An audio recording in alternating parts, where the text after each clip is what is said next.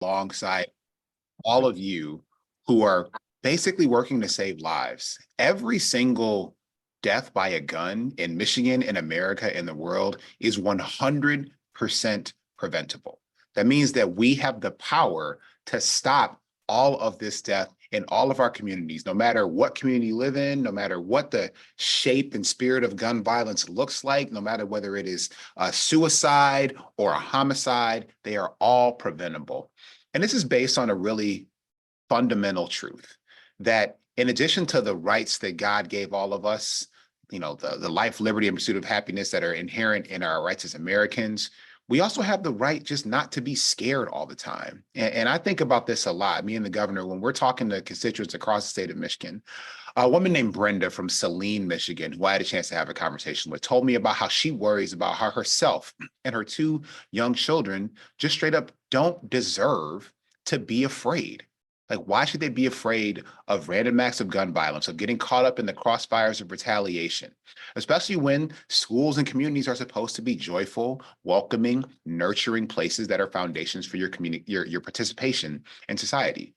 Well, we know that there is something that we can do about it. This is the generation that will not be powerless when it comes to responding to this scourge in our communities. We all have seen or heard the numbers, but unfortunately, and even more viscerally, we all have experienced our own situations with gun violence in our own lives and our own families. When I was in middle school, in the 6th grade, 7th grade, and 8th grade, I had classmates who lost younger siblings to accidental gun deaths as the result of unsecured firearms in their homes.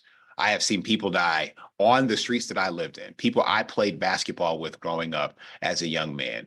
But every single person on this webinar, every single person in the state has a story. You know someone who took their own life with a gun. You know someone who had an unsecured firearm in their home and an accident happened. You know someone who went to a school where there was a shooting. But now in Michigan, here in 2024, we all will know one another as people who live in a state where gun violence prevention measures will take effect, where action that was taken thanks to the leadership of young people, the leadership of teachers and education professionals, the leadership of faith leaders, the leadership of community organizers, and the leadership of residents who were just sick and tired of being scared all the time, meant that we delivered action. And in Michigan, we've taken shape. Ryan talked about it. We have now passed background checks for every single gun purchase in the state of Michigan. For people who are a danger to themselves or a danger to others in the community, we have passed extreme risk protection orders. That just means that people have the ability to say, a person, you should not have a firearm with you right now. And we have steps to be able to remove that firearm from the person's home. And again, one near and dear to my heart, safe storage is now a requirement for firearms in Michigan. So if you have one in your home, you must be responsible with it. And people understand this. Gun owners understand this. I talked to a gun owner named Matthew from Frankfurt, for example, who's an avid bird and duck hunter, and he recognizes that we have to take action to keep people safe. And that means as a gun owner, you have to be responsible for this thing that if used in the wrong way, if in the wrong hands, if treated without the respect and responsibility it deserves, will result in the loss of life. And so for the first time in 40 years, Michigan is now a state that is on the right side of preventing gun violence, and we are proud of it. These laws will go into effect on February 13th. That just happens to be the 1-year anniversary to the day of the shooting that happened at Michigan State University that changed so many lives. But one thing it changed in Michigan is our ability to take action. So in addition to those policies, we also have worked to just get guns off of the streets across the state of Michigan and our communities. Governor Whitmer and I launched a program called Operation Safe Neighborhoods, working with local organizations and local law enforcement professionals to get illegal guns off of the street. And to date, more than 500 illegal guns have been taken off the street as a result of that program. That is 500 fewer guns that will be used to potentially hurt, maim, or murder a person. We made a more than $10 million investment in something called community violence intervention. This means that we are working with people in the communities who are trusted, who understand the complex, dynamics that happen neighborhood to neighborhood, community to community, city by city, town by town, to actually support them in doing the work that prevents violence, that helps people work through conflict resolution, that helps people work through de-escalation, that helps people get connected to services and resources that Governor Whitmer and I and our Democratic legislature have worked to mobilize in the communities so that people do not feel the desperation that can often lead to violence or suicide, making sure that people have access to food, have access to housing, have access to education, have access to the aspirational future that every human has inside of them and wants to bring out of them and bring forth into the world. We know that we are going to do everything we can to utilize the federal resources here in the state of Michigan, thanks to an executive directive signed by Governor Whitmer that has challenged all of our state departments and agencies to use every single available tool from the federal government, including the Bipartisan Safer Communities Act that President Biden and Vice President Harris were able to enact just last year, to make sure that we can, again, do everything in our power to save lives and protect life in Michigan.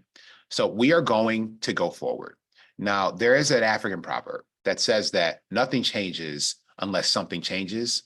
Well, we've made changes. And now it's time for us to make sure those changes are real, to make sure those changes stick, to make sure that we stick to our collective commitment that we made to one another that said that we will prevent every preventable death. And we know that every gun death is a preventable death. So I am looking forward to working with all of you, continuing to stand with you shoulder to shoulder in the confidence that we can do big things, that there is no such thing as impossible in Michigan. Impossibility is not a fact. Impossibility is an opinion of the unimaginative. And we have big, bold imaginations here in the state of Michigan, and we can get this done and save people's lives and protect futures. So thank you so much for having me. And I look forward to working with all of you in this summit and going forward in the days, months, and years to come.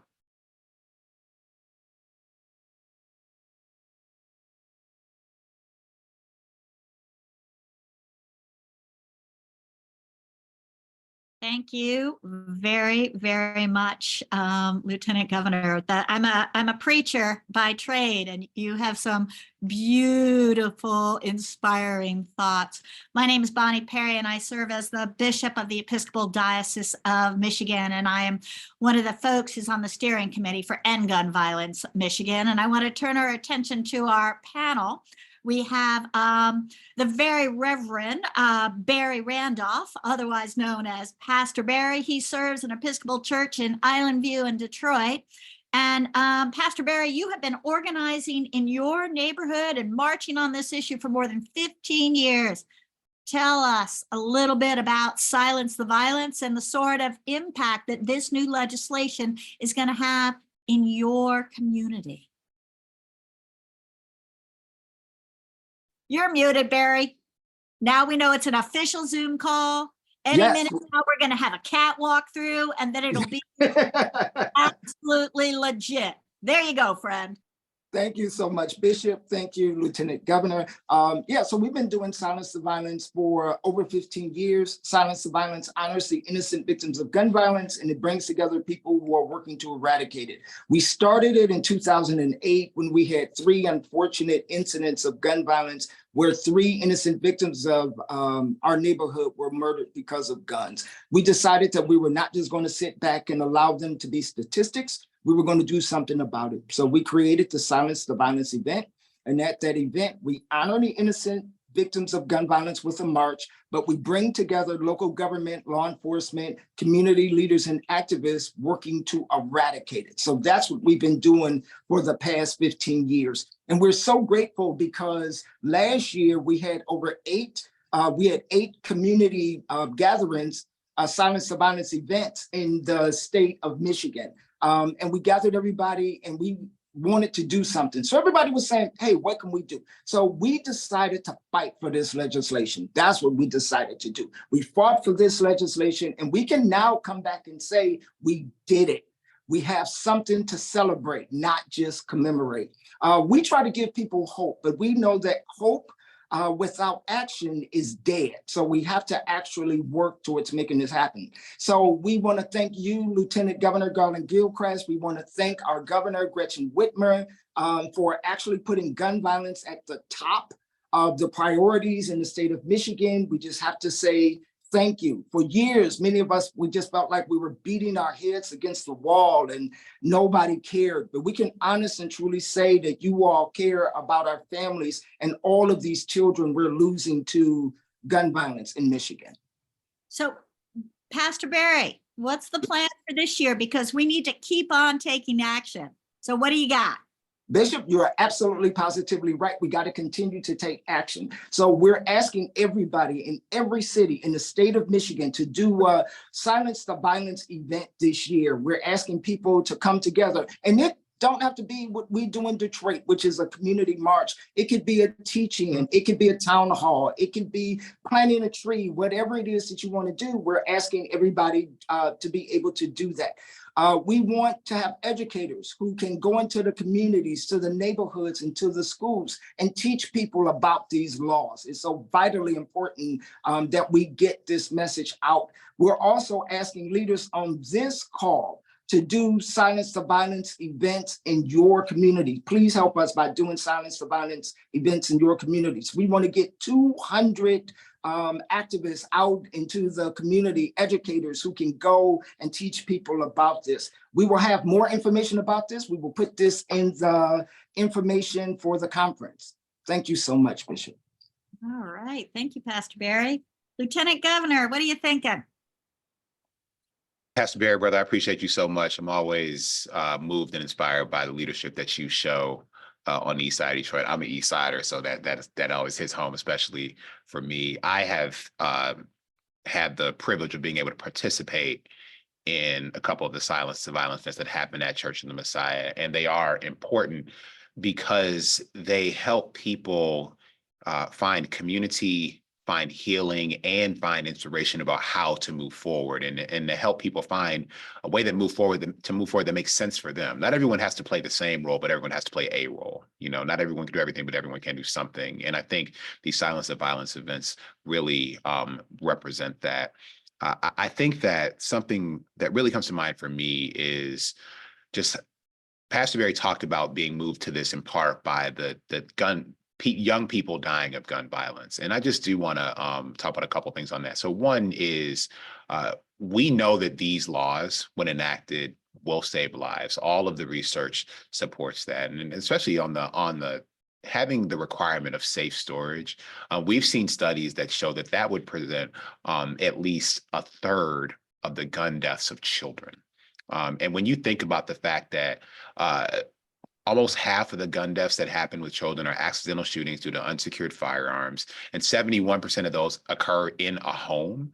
This just shows you that if we can actually make sure that people are being responsible, are taking care, and are safely securing these firearms, that means more kids are going to be alive to go to school and have fun and be their best and grow up and be early readers and all the things that we want for young people. And so, Pastor Barry, your leadership is really something that I hope others are inspired by and moves to emulate in their own way in their own communities. Thank you. I want to turn our attention to Kelly Dillaha, who leads Red, Wine, and Blue. And Kelly, it's a progressive women's movement organization, and your team, super key to helping move this. I mean, all 4 of the laws that we passed, but in particular, you all were really instrumental in the law that helps prevent and protect our domestic violence survivors. Can you just tell me a bit about how come you care? Yes, thank you. And I want to thank Lieutenant Governor Gilchrist for being here today and all my amazing panelists. So proud to be part of this movement with On Gun Violence Michigan. A little bit about my work with Red, Wine, and Blue. I am lucky. I get to meet women all across the state, and we get to educate them about civics and get them activated, learning how to advocate for issues that they're very passionate about. That's what we do. And so gun violence, ending gun violence has been a very top issue for all of the reasons we've already said in this last year. And one of the main ways that we motivate each other to take action is by sharing our stories. So that's just part of what we do all day, is to share stories with each other, to keep each other motivated and to take action. So when the domestic violence bills were reintroduced last year, suddenly it became very personal for me. I started having flashbacks to my childhood. You see, I grew up in a household where there was domestic violence involving a firearm. And at just 9 years old, I witnessed my father threatening my mother with a gun, and I was the one who had to call for help. The memories of that night, now that they are fully back in my mind, are of a lot of fear and chaos, and I don't ever want anyone to experience what I did. And then on top of that, about 18 months ago, one of my very close friends from college who introduced my husband and I was murdered by her husband, and he used a gun to kill her. These are obviously very painful and very fresh memories for me. But when On Gun Violence introduced or started getting involved with the domestic violence bills, and we decided we were going to be part of that, I realized I had never really talked about these things publicly. They'd always been just something that I felt was my personal pain to deal with. And then I realized that the domestic violence bills were going to be the best way to protect Michigan families and save lives. And so I knew that if I could find the courage to tell my story alongside of many other survivors who were doing the same, that we could create the momentum that we needed to get these bills passed. And so I knew I needed to act, and I needed to act fast. And what happened next was absolutely amazing. It's not just my story now, it's many women across the state. Survivors started sharing their stories. And then we saw women finding the strength and passion to make change. Red, Wine, and Blue held events all across the state. Women were driving across county lines to be there. Just incredible passion. They started writing letters to their legislators, emails, postcards, phone calls, text banks. They testified at hearings in Lansing. They held rallies and press conferences in their communities.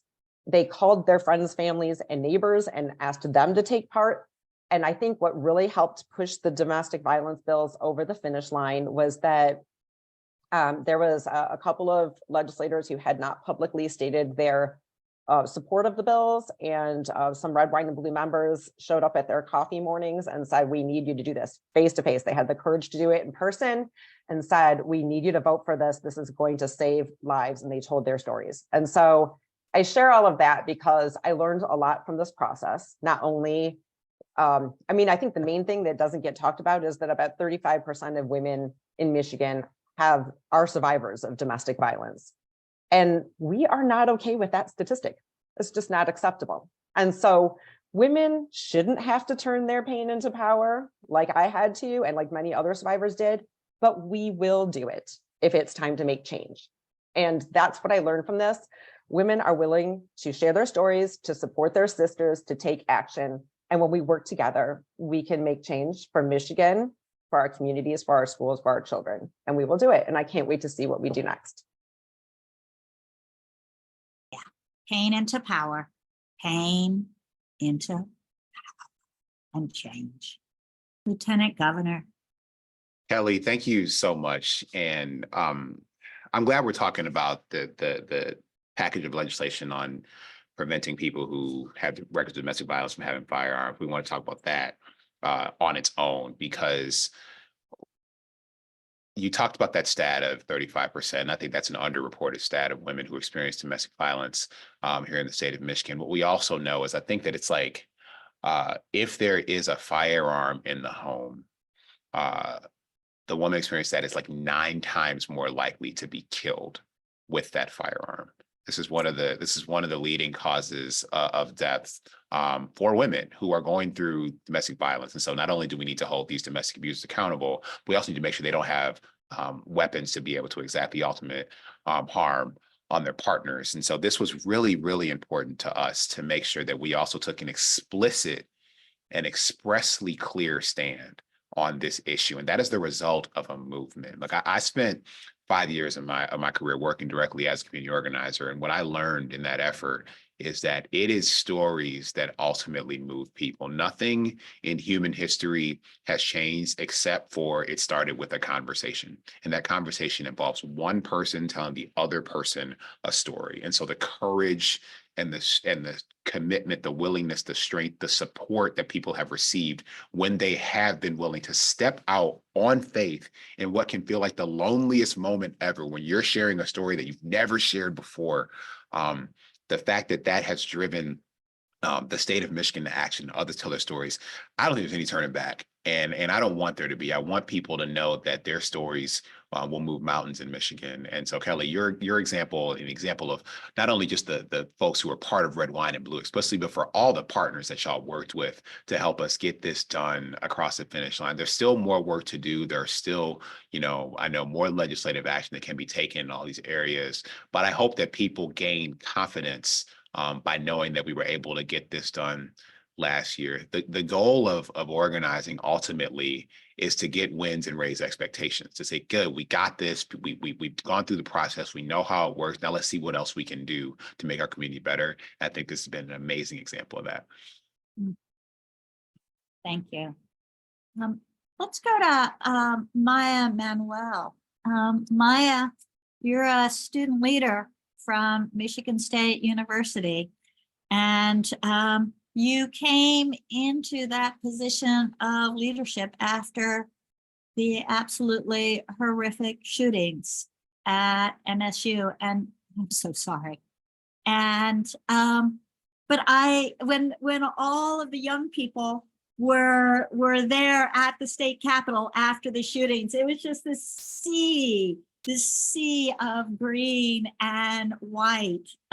And I was wondering if you could just reflect for us a little bit on what that was like, and then what happened when you're on the Capitol steps and the politicians came and were asking to address your student colleagues.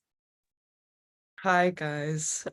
Just really quick, thank you all for being here. And I can't see the audience, but I'm sure you guys have such cute faces. Maybe I'll see them one day. But for those of you that aren't familiar, on February 13th, just the day before Valentine's Day, there was a shooting at Michigan State, and it began at 8:18 p.m. and we sat for almost 4 hours. Some students were in their dorms, some were in their apartments, some were at home. However, we were all affected by the shooting. And, I'm not sure what pulled me to the Capitol steps, because, it's actually interesting. I've never organized something so large before. I had no clue what I was getting myself into. I had no clue who would show up and what would happen. But my only goals at the time were to, one, get students together, and two, make sure that they had a safe space to talk about their experiences. And for context, this event was just 2 days after the shooting. And originally we had invited a few politicians on stage, when I say a few politicians on stage to speak at first, but I realized that a lot more had joined the stage than I anticipated. And I was so grateful, don't get me wrong, I was so grateful to see the support from our politicians, but I decided that at the time it was probably best if they had just taken a step back for a moment, to let us take the stage to address the concerns and the grief that a lot of us were feeling. And even today, a lot of the feelings that we're still healing from. And so I wanted to take this, I want to remind everyone that we came from a school lockdown generation, and we've been preparing for this our whole lives. And I mean, when I say our whole lives, we are experts in finding an escape route.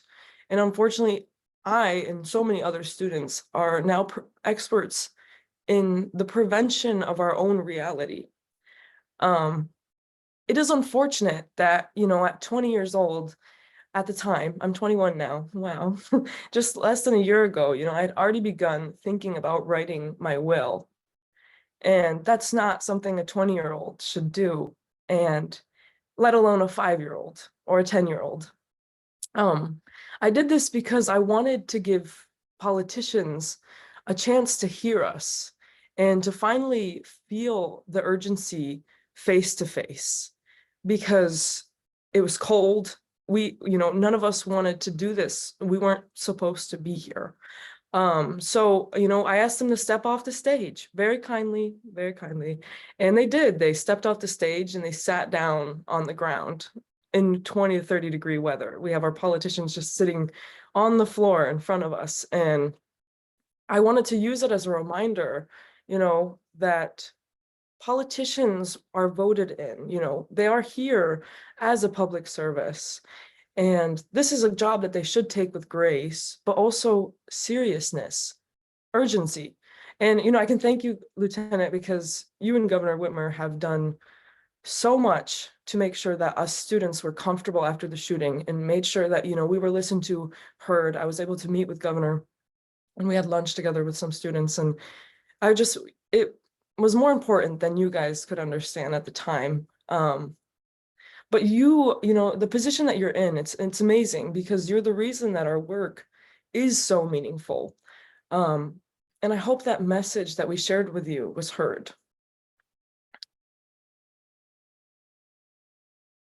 So you're feeling heard?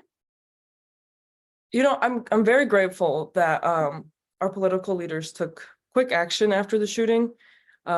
Because like I said, it was 2 days after the shooting, and 2 days after that is when they finally pushed out those bills that we've been waiting so long for. And it's wonderful that we've passed these laws, especially because we were demanding them for so long. And like I said, I never thought I would be in this position, but I want to set that as a reminder that I shouldn't have to be in this position.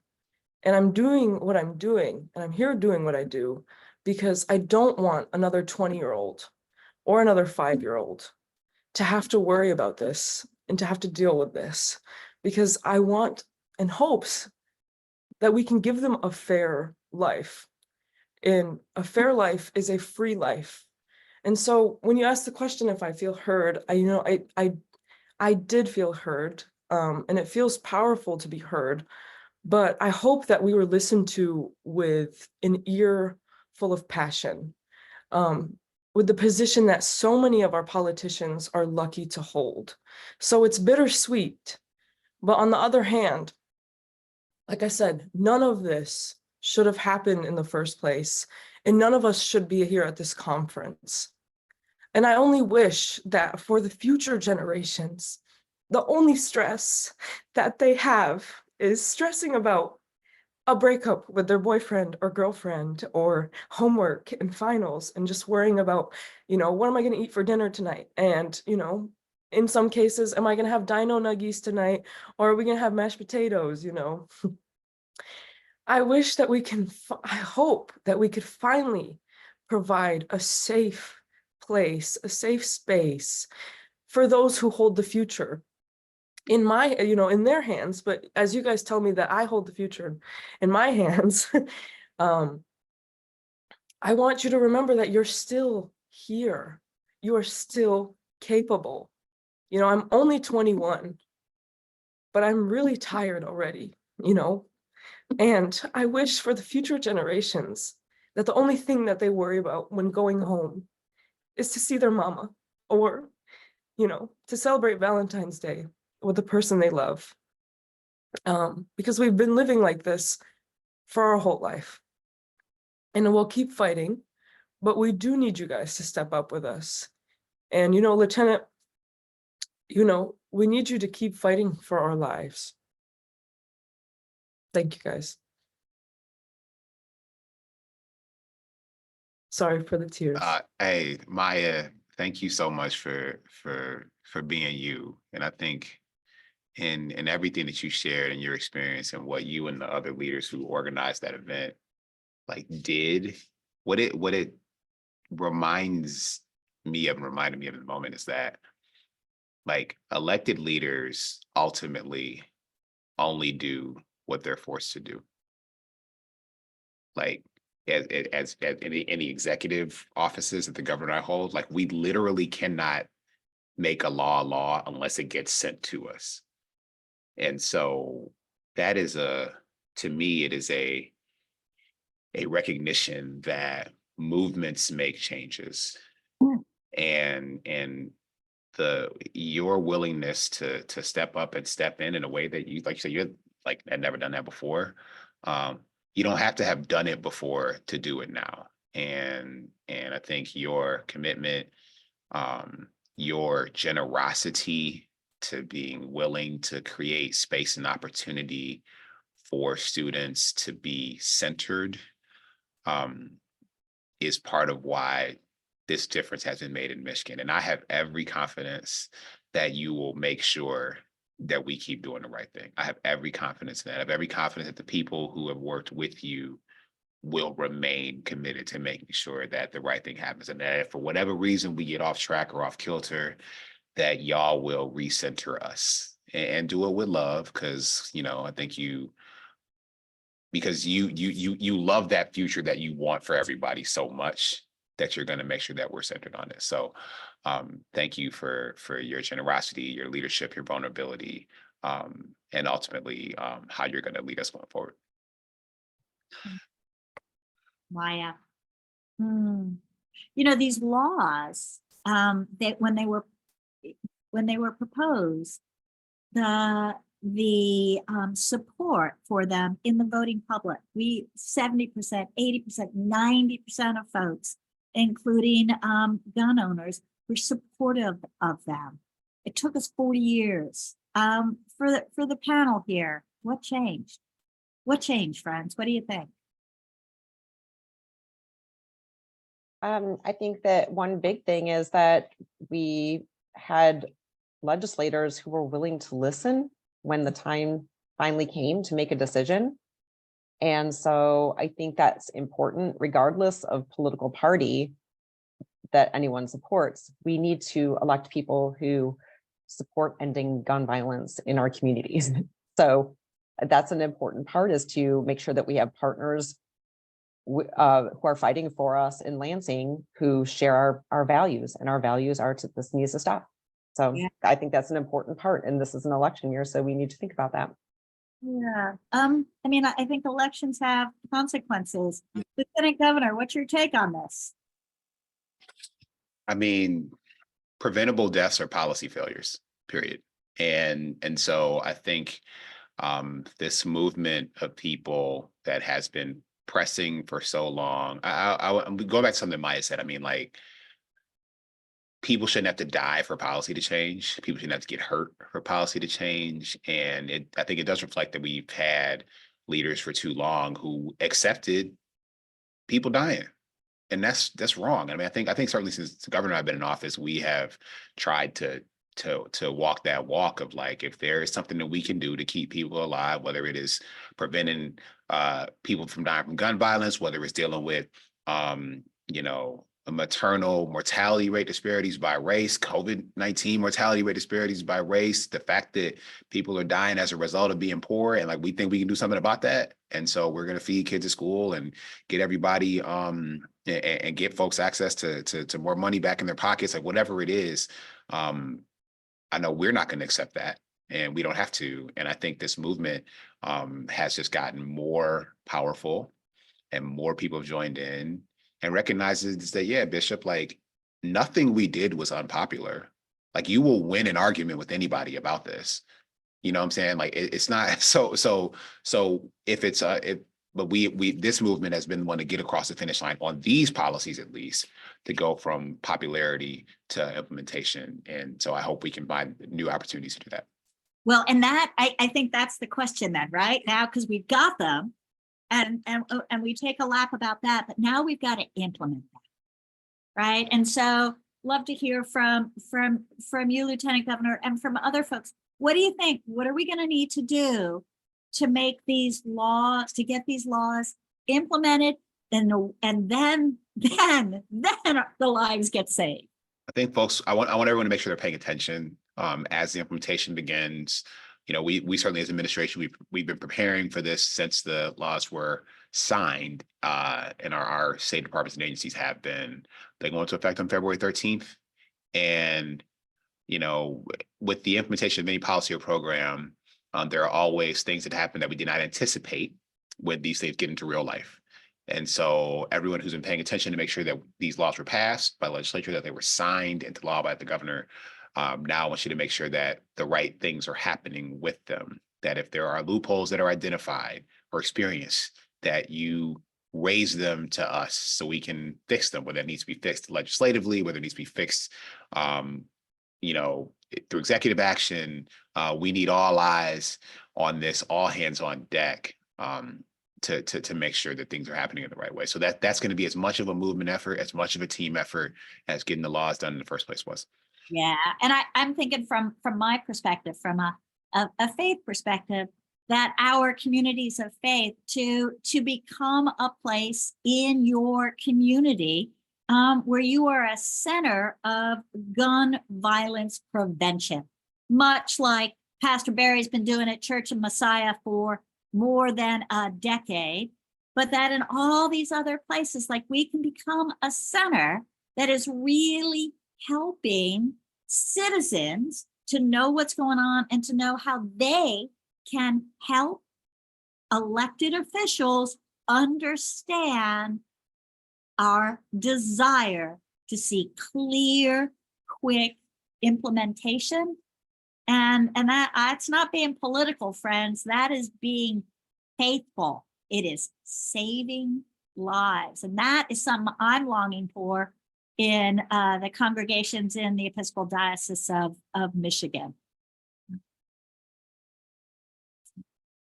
Kelly, what do you think? What do you think in your group is going to be working with on this?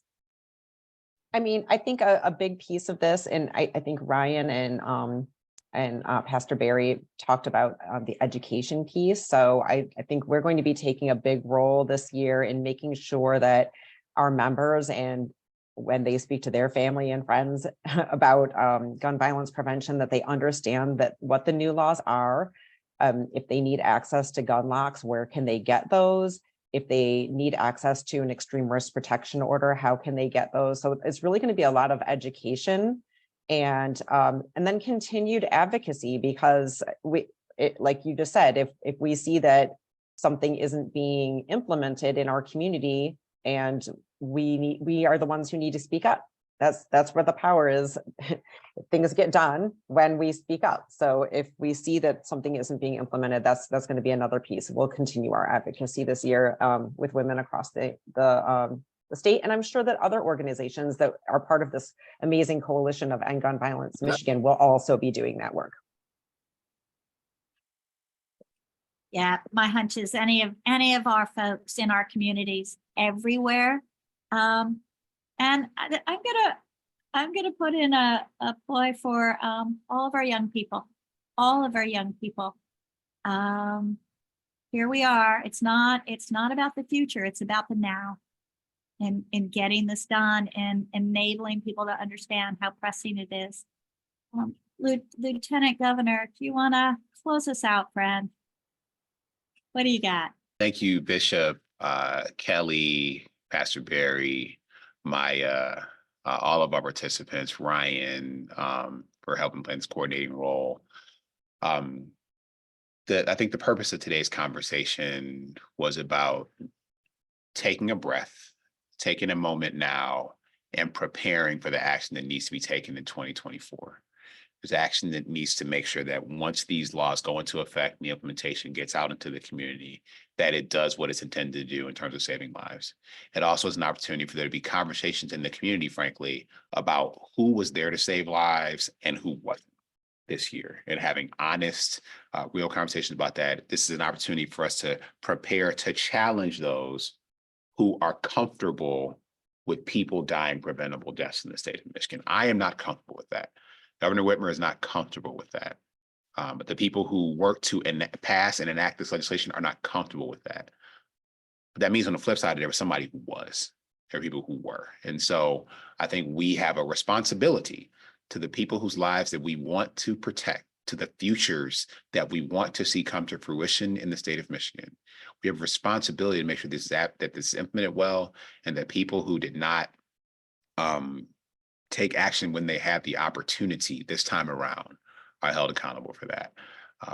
I know that when our communities, when people experience the safety that their humanity demands, that is a place where people want to grow, a place where people want to build a future, build a family, build a business, build a career, retire, you know, whatever that next step, that next chapter is for you. My hope is that that can be available to people in Michigan. I believe that it's possible to have a good government that helps people build health and wealth. And part of that means being safe where you are. So just thank everyone for the roles that you've played to date thus far in making sure that Michigan is the safest and best place to be yourself and be your best. And I look forward to working with you in the days ahead, on the issues ahead, to make sure that we can have the best Michigan possible. Thank you so much, y'all, for standing tall for Michigan. Thank you very, very much. And Maya and Kelly and Barry, Ryan, Lieutenant Governor, thank you guys. We are living out a deep hope here for a just world, and I just so appreciate it. Thank you all. Thank you. Thank you all. Lots more opportunities to join in the summit, friends. So do hope that you'll be able to do that. Lots of great folks. So thank you very, very much for being with us. So to all of our participants, we will reconvene at 11 o'clock. Navigate to sessions and then click our next panel, Finally Saving Lives.